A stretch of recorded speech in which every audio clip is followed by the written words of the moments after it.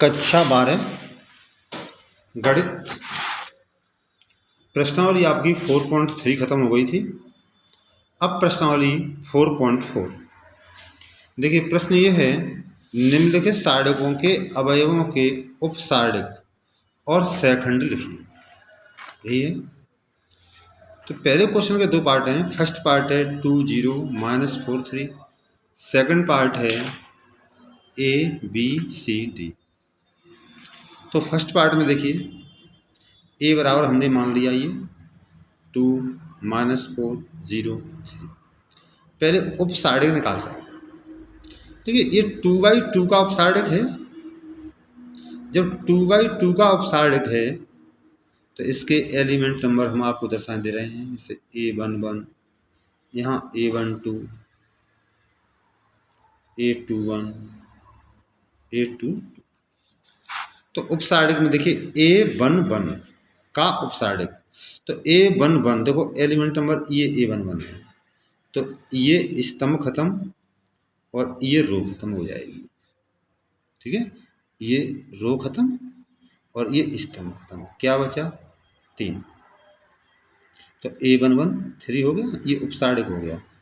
अब A12 निकालेंगे तो A12 इस जगह आ गया, इस जगह आ गया, वहीं क्रॉस लगा देते हैं तो ये कॉलम खत्म हो जाएगा, ये रो खत्म हो जाएगी। क्या बचा? 0। ऐसे A21 निकालेंगे तो A21 देखो दूसरी रो का पहला अवयव A21 इस जगह आ गए। जब इस जगह आ गए तो ये कॉलम खत्म, ये रो खत्म। क्या बचा? -4। अब A22 इस जगह आ गए तो ये खत्म और ये खत्म। क्या बचा? 2। तो ये आपके उपसारणिक हो गए। अब निकालेंगे इसके सहखंड। देखिए, सहखंड और उपसारणिक में क्या फर्क होता है? जब सहखंड निकालेंगे तो A11 का सेकंड, यहाँ देखो एलिमेंट नंबर A11 पहली रो का पहला अवयव, तो 1 और 1 जोड़ दो, 1 और 1 2 सम है। सम है तो चिन्ह प्लस का रहेगा, एलिमेंट वही आएगा उपसारणिक वाला, ये आ गया 3। अब अगला एलिमेंट आएगा A12, तो 1 और 2, 1 और 2 3 हुए, 1 और 2 3। विषम है, विषम के लिए माइनस चिन्ह आता है तो -0 आ गया, वही चीज़ है। -0 का कोई मतलब नहीं है तो 0 हो गया। अब A21 तो 2 और 1 3 विषम है तो चिन्ह माइनस का आएगा, तो ये आ गया -4, इसी में माइनस लग गया। A21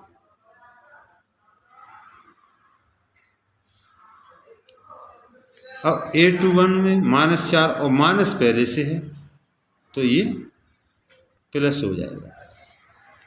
ऐसे A22 आपका यहाँ आ गए, ये खत्म 2 आएगा, लेकिन 2 और 2 सम होते हैं, प्लस के हैं, 4 हो गए तो चिन्ह वही रहेगा।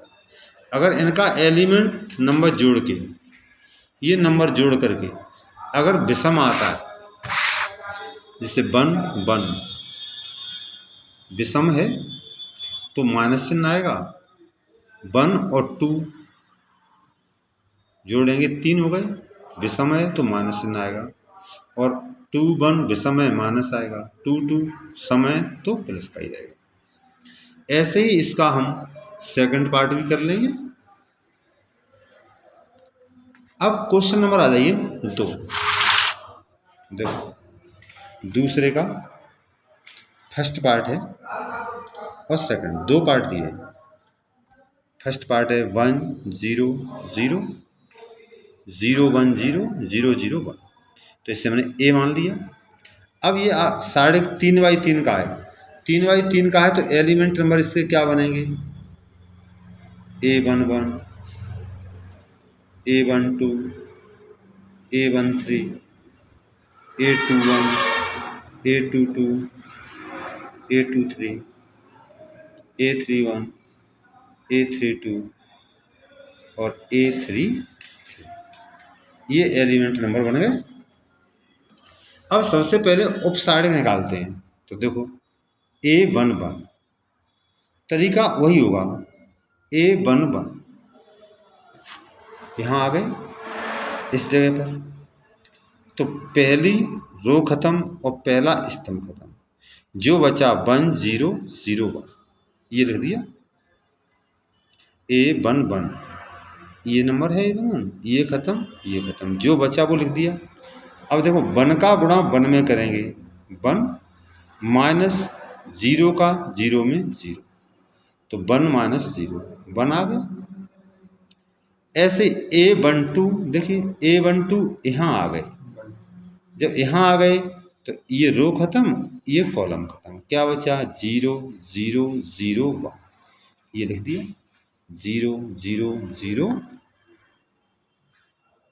1। गुणा करने का तरीका वही होगा, 0 का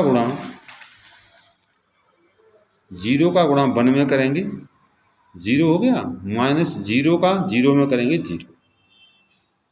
ऐसे ही अब A13 यहाँ आ गए इस जगह पर, ये खत्म और ये खत्म, क्या होता है 0 1 0 0, ये देखो आ गया 0 1 0। गुणा करने का तरीका वही होगा, इसका इसमें 0, इसका इसमें 0, 0 माइनस। ऐसे ही हम दूसरी पंक्ति में पहुंचेंगे। देखो A21, तो A21 दूसरी रो का पहला एलिमेंट यहाँ आ गया, देखो A21 इस जगह आ गया, तो ये खत्म हो जाएगा कॉलम, ये खत्म हो जाएगी रो, ये वाली रो खत्म, क्या बचा 0 0 0, ये लिख दिया 0 0 0। गुणा करने का तरीका वही, इसका गुणा यहाँ करेंगे 0 माइनस 0 का 0 में 0, 0 में 0। ऐसे ही हम A22 निकालेंगे। जब A22 दूसरी रो का दूसरा आ गया, यहाँ बीच में आ गए, बोलो जब बीच में आ गए तो ये रो खत्म, ये स्तंभ खत्म, देखो ये रो खत्म हो गई, ये स्तंभ खत्म हो गया, क्या बचा 1 0 0 1, जो बचा वो लिख दिया, देखो 1 0 0 1। गुणा करने का तरीका वही है, 1 का 1 में पहले गुणा यूँ करते हैं, 1 का 1 में 1 माइनस 0 का 0 में 0, तो 1 माइनस 0 1 बचा।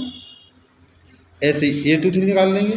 ऐसे ही तृतीय पंक्ति के एलिमेंट सब निकाल लेंगे। तो प्रथम दूसरी तीसरी पंक्ति सब आ गए। अब सेखंड की बात करते हैं। देखिए सेखंड में क्या होता है, मैंने बताया था एलिमेंट नंबर का अगर योग सम है तो पॉजिटिव चिन्ह रहेगा और विषम है तो माइनस। जैसे A11, तो A11 देखो पहले भी यहाँ देखिए ऊपर A11 कितना आया था, 1 आया था, ये देखो A11 बनाया था। और यहाँ भी देखो A11 बन ही आया, क्योंकि यहाँ 1 और 1 2 हो गए, सम है तो चिन्ह जो है वही रहेगा। A12 अब 1 और 2 3 है, तो पीछे भी A12 का मान देखो कितना आया था, 0 आया था, तो यहाँ भी A12 का मान 0 ही होगा सेखंड में। लेकिन माइनस से ना आना चाहिए, क्योंकि 1 और 2 3 होते हैं, 3 के लिए माइनस आना चाहिए, माइनस 0। लेकिन 0 चाहे पॉजिटिव रखो चाहे माइनस का रखो, यहाँ हम माइनस लगा भी दें तो कोई मतलब नहीं, 0 ही होगा। ऐसे जो उपसाड़क होते हैं, उपसाड़क वाले ही सेखंड आते हैं, फर्क चिन्ह का पड़ता है। इन्हें देख लो, अगर ये जोड़ के सम हैं तो चिन्ह वैसा ही आएगा, और अगर ये जोड़ के विषम आ रहे हैं तो माइनस चिन्ह आगे आ जाए। इस तरीक़ा से हम सेकंड निकालते हैं। इसी तरीक़ा से आप इसका सेकंड पार्ट भी कर लेंगे। अब क्वेश्चन नंबर तीसरा है, इसने कहा है दूसरी पंक्ति के, क्या कहा, दूसरी पंक्ति के अवयवों के सहखंडों का प्रयोग करके ये दिया डेल्टा बराबर इतने का मान ज्ञात कीजिए। मतलब दूसरी पंक्ति के सहखंडों का, दूसरी पंक्ति के, हमें जो प्रयोग करना है दूसरी पंक्ति के सहखंडों का प्रयोग करना है, ठीक है, दूसरी पंक्ति के सहखंडों का। तो ये दिया है, देखो ए का मान 5 3 8 0 2 2 2 0 1 1 2 3। तो इसका मान ज्ञात करना है दूसरी पंक्ति के सहखंडों का प्रयोग करके। तो देखो दूसरी पंक्ति हमारी कहाँ है, ये है।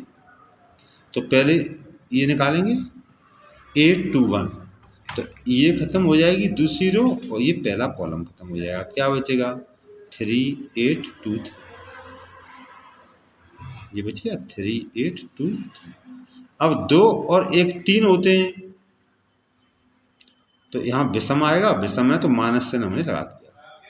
देखो 3 का गुणा 3 में 3 3 का 9 माइनस 8 दूनी 16, तो 9 में से 16 गई माइनस 7 और माइनस ये है तो माइनस माइनस प्लस 7 आ गया। अब निकालेंगे 8 2 2, तो 2 और 2 4 होते हैं, बोलो 4 होते हैं तो चिन्ह सम ही रहेगा। 8 2 2 यहाँ निकाल करो, देखो 2 2 यहाँ बीच में आ गए 2 2, ये खत्म हो जाएगा कॉलम, ये रो, क्या बचेगा 5 8 1 3, ये आ गया देखो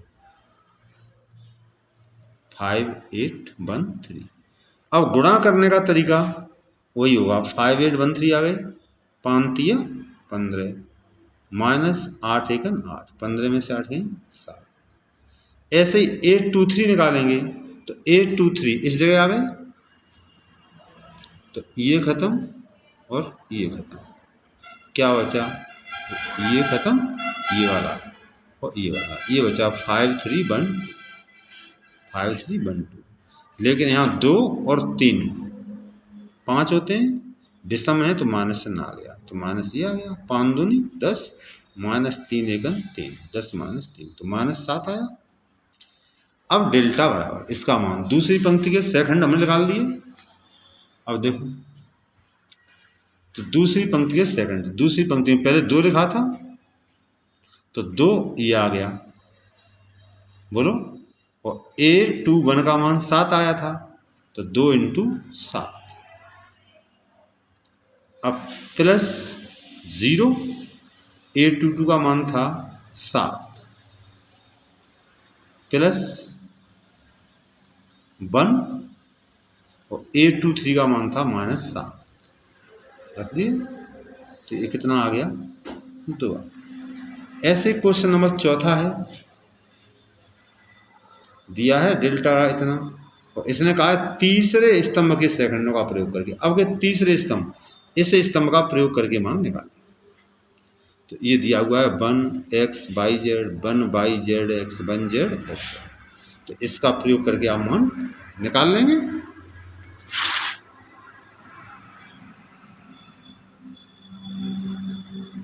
अब ये क्वेश्चन है आपका 5वां, यदि a बराबर इतना है और ए आई जे का सहखंडज ए आई जे हो तो डेल्टा का मान ऋण रूपों में व्यक्त किया जा सकता है। तो इसका ये डी पार्ट सही है, डेल्टा बराबर, क्योंकि यहाँ A11 तो यहाँ भी A11, A21 तो A21, A32 तो A3, A33 तो यहाँ भी A33।